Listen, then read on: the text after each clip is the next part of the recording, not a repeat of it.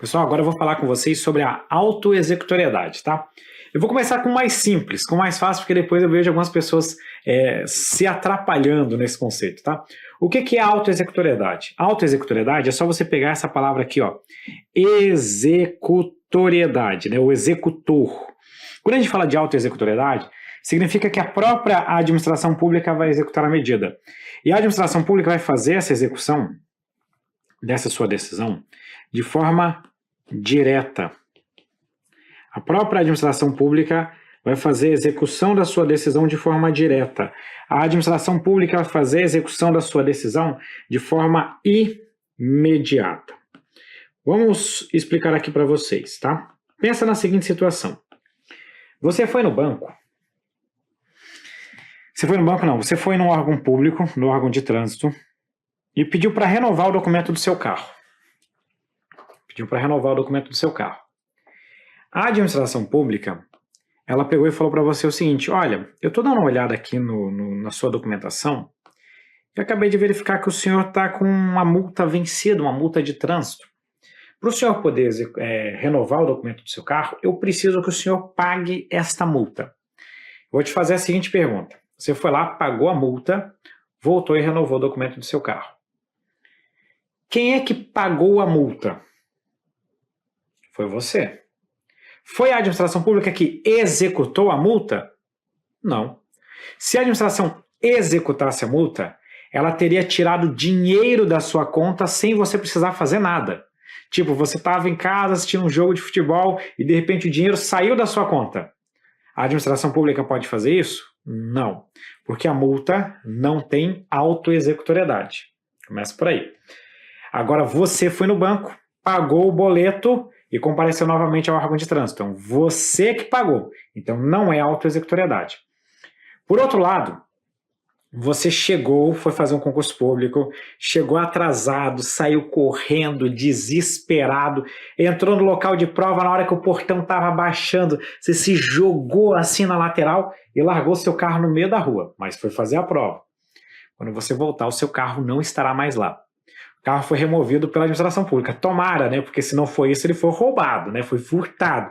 Mas vamos supor que foi a administração pública que removeu o seu veículo. Quem é que tirou o seu carro do local proibido? Foi você ou foi o Estado? Foi o Estado, foi a administração pública. Quem é que executou a decisão? A administração pública. Trata-se, portanto, de um ato de autoexecutoriedade. A remoção do carro estacionado no local proibido. E deixa eu fazer mais uma outra pergunta. Para fazer isso, a administração precisou de uma ordem judicial? Não. Não precisou de uma ordem judicial. Quer dizer, então, que na autoexecutoriedade, a administração consegue tomar a decisão e executar essa decisão sem que haja necessidade, sem precisar de uma intervenção do Poder Judiciário, ou seja, a administração pública não precisa entrar com uma ação judicial para poder remover o seu veículo que estava estacionado no local proibido. Então, na autoexecutoriedade, além de executar diretamente, de forma direta e imediata a sua decisão, a administração pública não precisa de ordem judicial para fazê-lo, tá? Isso que é o conceito de autoexecutoriedade. Mas eu preciso colocar algumas informações extras para vocês, para que você não se perca aqui, tá? Primeiro ponto que eu quero colocar é o seguinte: apesar de a administração pública poder fazer essa execução de forma direta e imediata, aqui nós estamos falando de uma situação em que nós podemos até mesmo fazer o uso da força, como, por exemplo, acontece com os órgãos de vigilância. Os órgãos de vigilância, se for o caso, eles vão fechar determinado estabelecimento comercial, ainda que o proprietário não queira fechá-lo. Eles vão pedir o apoio policial, a polícia vai comparecer ao local, e se for o caso, nós vamos remover aquela pessoa do local, fazer o uso da força. Nós temos aqui uma situação que nós chamamos de meios diretos de coação. O que são esses meios diretos de coação? Se você chegar, se a vigilância sanitária chega em um restaurante que está comercializando produtos estragados, uma pessoa morreu por causa disso, constatou-se que era naquele local que tinha o produto estragado. A vigilância chegou e falou, nós estamos fechando, interditando o estabelecimento agora. O dono do restaurante pega e fala, não, mas vocês estão de sacanagem, hoje é sexta-feira, é o meu principal dia de venda, bem na hora do almoço. Quer fechar? Vamos fechar depois. Lá às 3 da tarde vocês vêm aqui e fecham. Agora ninguém vai fechar nada, só se passar por cima de mim. Então o órgão de vigilância vai acionar o apoio policial e vai carinhosamente remover aquele senhor do local e vai fechar o estabelecimento. Nós vamos fazer o uso da força, se for o caso para isso. Nós vamos lá e vamos utilizar os meios diretos. Nós vamos retirar a pessoa e vamos fechar o local. Isso é o uso da força, isso é a utilização dos tais meios diretos de coação que eu estou falando aqui para vocês, tá bom? Aqui eu preciso aproveitar e falar com vocês que existe uma diferença básica. E eu vou trazer para vocês, na verdade, dois conceitos, que é a executoriedade. E o que é a executoriedade? É aqui que o pessoal se atrapalha sem precisar, sabe? Sabe por que o pessoal se atrapalha? É que tem gente que fala assim, ó, a autoexecutoriedade é a soma da executoriedade com a exigibilidade. Não. Não é assim que você tem que fazer na sua prova. Se você fizer assim, você fica sem entender. O que é executoriedade? Executoriedade é sinônimo, isso aqui, ó, é sinônimo de autoexecutoriedade. É a mesma coisa, só que escrito de forma diferente. A executoriedade nada mais é do que a utilização dos meios diretos de coação. Leia-se, inclusive, o uso da força, se for o caso, para fazer valer essa vontade. Isso é a executoriedade ou autoexecutoriedade. É diferente do que nós chamamos de exigibilidade. O que é a exigibilidade? A exigibilidade, a administração pública não vai fazer, não vai executar. Não é a administração pública que vai executar a medida. O que a administração pública vai fazer? Vai convencer o particular a fazer. Ou seja, a administração pública vai utilizar um meio indireto de coação. A minha esposa faz muito isso com os meus filhos, tá? Chega lá, o Gael vai estar brincando, aí a minha esposa pega e fala para ele o seguinte, filhos, está na hora da gente dormir. Vamos guardar todos os brinquedos e vamos descansar porque amanhã vocês têm aula. Aí o Gael, ele pega e fala, não vou guardar. Aí o Pedro pega e fala, não vou guardar. A minha esposa pega e olha para eles e fala, vai agora. O que os dois fazem? Pegam os brinquedos, guardam, colocam no lugar e vão dormir. Isso é uma exigibilidade. O que aconteceu aqui? Ela pegou os brinquedos e guardou diretamente? Não. Ela executou a medida diretamente? Não. Mas ela utilizou o seu poder de convencimento, olhou para eles e falou, guarda agora. Eles guardaram e foram para o local deles. Como que o Estado faz isso? Vamos trazer agora para o direito administrativo.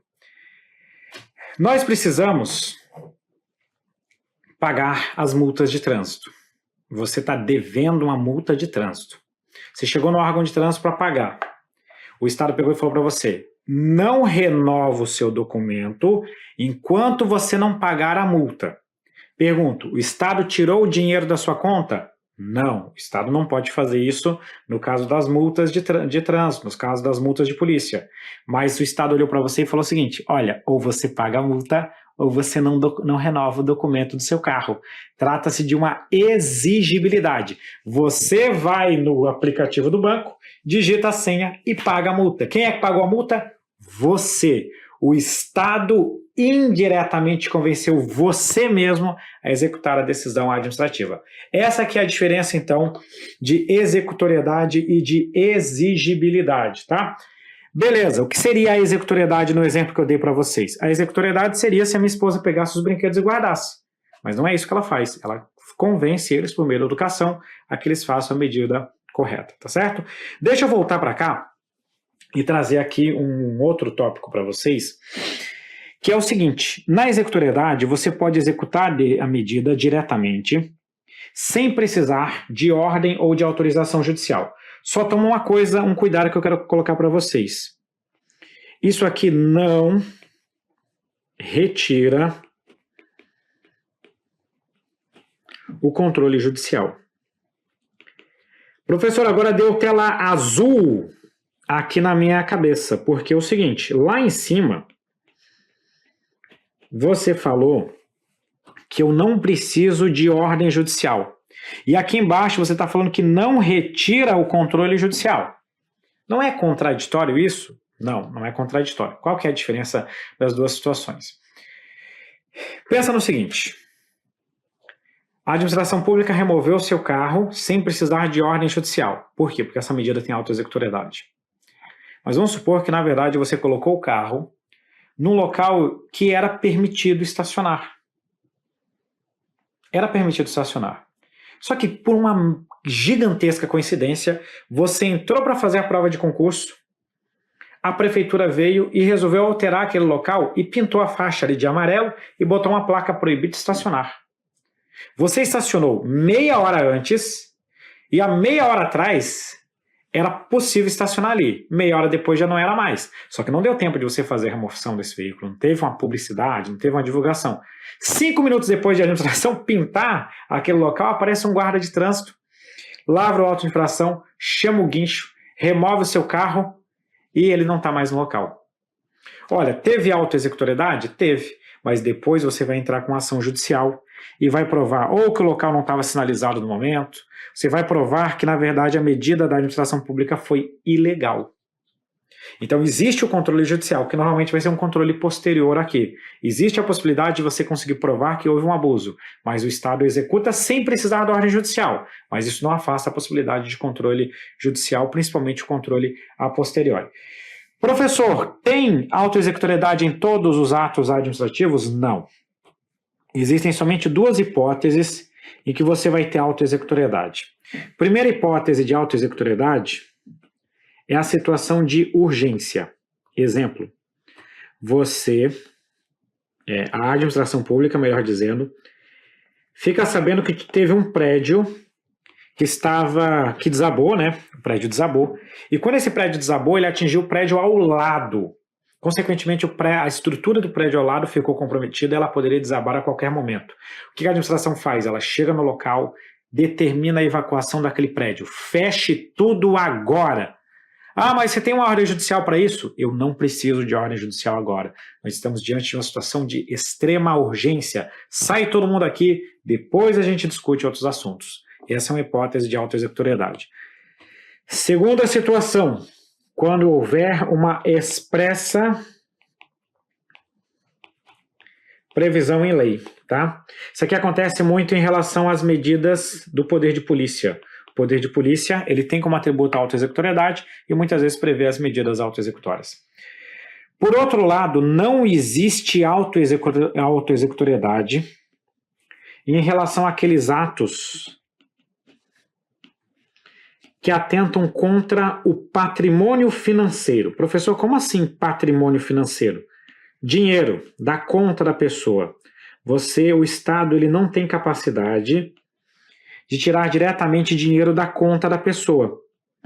Se a pessoa não pagou a multa, lembra que eu falei lá do cara da multa de trânsito? Se ele resolve o seguinte, então não resolve o meu carro. Não quero mais mesmo, deixa ele parado lá. Eu não vou pagar a multa. Como é que o Estado vai cobrar essa multa? Ação judicial.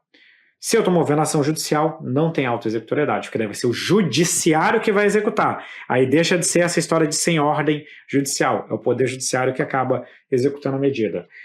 Segunda situação, você não tem também nos demais atos administrativos. Professor, como assim demais atos? Vou colocar aqui alguns exemplos para vocês, tá? Ó, multas. Multas não tem autoexecutoriedade, só se for multa contratual. Multa de poder de polícia não tem autoexecutoriedade. Desapropriação. O Estado vai lá e vai fazer a desapropriação de um bem. Se não houver acordo contra o valor, isso vai ter que ser discutido judicialmente. Contra o pagamento dos servidores públicos, exceto algumas pequenas exceções, né? Eu posso chegar lá e fazer a retenção dos valores do servidor público, aplicar descontos diretamente na folha dele, só se houver concordância dele. Se não houver concordância, eu vou depender de uma ação judicial para poder fazer algum tipo de desconto, tá bom? Essa aqui é a nossa auto-executoriedade. Avançamos um pouquinho mais, vamos resolver uma questão. A propriedade da administração pública de, por meios próprios, pôr em execução suas decisões, decorre do atributo denominado exigibilidade. Opa, olha só. A administração, por meios próprios, pôr em execução, estou falando de executar, decorre do atributo denominado exigibilidade? Não. O que acontece na exigibilidade? Exigibilidade, a administração não executa. Na exigibilidade, a administração utiliza os meios indiretos. A administração pública convence o particular, o administrado, né? O particular a executar a medida. Então, quem executa não é a administração, quem executa é o particular. A administração só convence ele a fazê-lo. Seria na executoriedade que isso aqui iria acontecer, ou auto-executoriedade. Por isso que essa questão está errada. Próximo ponto, tá? Vamos falar agora da tipicidade. Vamos falar um pouquinho aqui da tipicidade, tá? O que é essa história de tipicidade, né? Tipicidade, para quem é principalmente do direito penal, fica bem fácil de entender. Porque tipicidade vem de fato típico. O que é um fato típico? É algo que está previsto em lei. Então eu falo de tipicidade quando eu digo que os atos administrativos correspondem a figuras previamente definidas em lei. E essas figuras previamente definidas em lei, né, a lei prevê esse ato como capaz de alcançar determinados resultados. Então é o seguinte, eu quero punir um servidor público. Quero punir determinado servidor. Para alcançar esse resultado disciplinar, existe na lei uma figura para isso. Na verdade, existem várias. Existe a advertência, vamos pegar o âmbito federal, né? A advertência, a suspensão, a demissão, são figuras previstas em lei para alcançar certo resultado. Eu quero demitir um servidor que cometeu irregularidade muito grave. Eu tenho o ato de demissão. É essa figura prevista em lei que vai alcançar o resultado, que é encerrar o vínculo do servidor com a administração pública. Segunda situação que nós vamos ter aqui. Outro ponto que eu quero trazer para vocês, né, melhor dizendo. Esse atributo, ele é essencialmente a aplicação do nosso já tão falado, né, princípio da legalidade. Por que eu tenho o princípio da legalidade aqui? Porque todos os atos administrativos estão previstos em lei. Outro ponto importante que você tem que saber é o seguinte, os atos administrativos, eles são atos unilaterais. Segundo a de Pietro, esses atos, eles não podem ser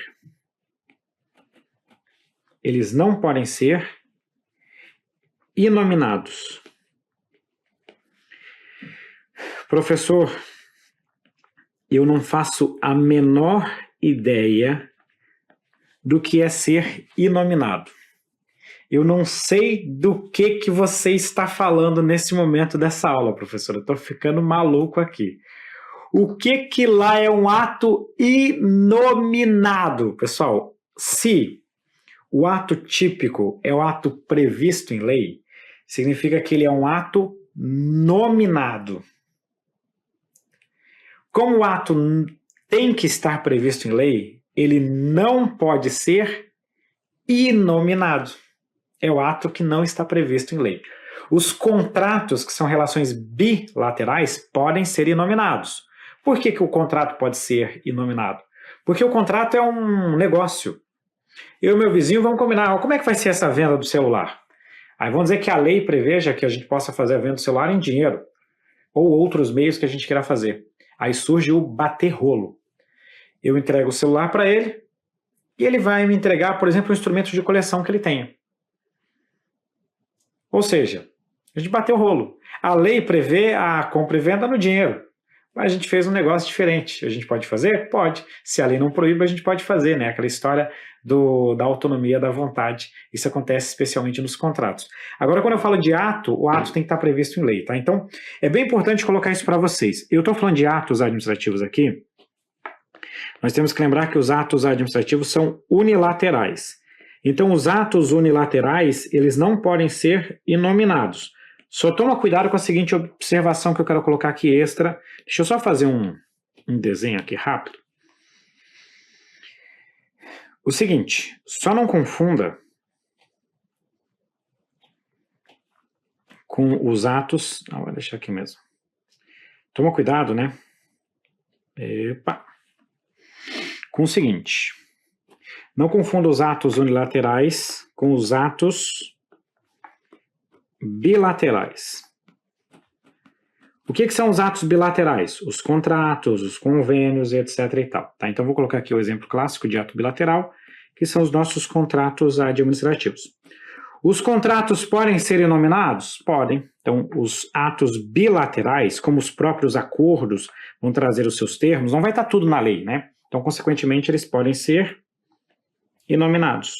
Porque são os termos contratuais que não reger a relação. Eu e meu vizinho batemos rolo. Ao invés de ser em dinheiro, foi em algum bem, foi em alguma coisa que a gente acabou resolvendo ali. Não estava necessariamente previsto especificamente aquilo em lei, mas nós podemos ter contratos inominados. Show de bola, né? Por fim, a última característica que a gente pode colocar desse atributo... Opa, calma aí que não ficou bom aqui. Desse atributo é o seguinte, tá? Como todos os atos vão estar previstos em lei, a tipicidade impede a edição de um ato administrativo totalmente discricionário. Por quê? Porque a lei sempre vai definir balizas, a lei sempre vai estabelecer alguns limites. O ato pode até ser discricionário, mas a lei vai definir requisitos mínimos, etc. e tal. Então nunca você vai ter um ato totalmente discricionário. Beleza, show de bola, vamos avançar e resolver essa questão. Em razão do princípio da tipicidade, é vedada à administração celebrar contratos inominados. O que são contratos inominados, tá? Contratos inominados são aqueles que não têm previsão em lei. É vedado, opa, calma aí, professor. É vedado celebrar contratos inominados? Não, porque a tipicidade é um atributo não dos contratos, ela é um atributo dos atos administrativos. Logo, isso aqui está errado. Né? Viu como esse assunto cai em prova? Ó, questãozinha de técnico judiciário. O povo acha que é fácil, né? Vai cair coisa simples, né? Esse concursinho aí, vão cair só coisa fácil. Cai complexo sim, tem que ficar atento, tem que estar no alto nível na sua preparação. Com isso, nós fechamos os atributos dos atos administrativos. Um grande abraço e até a próxima.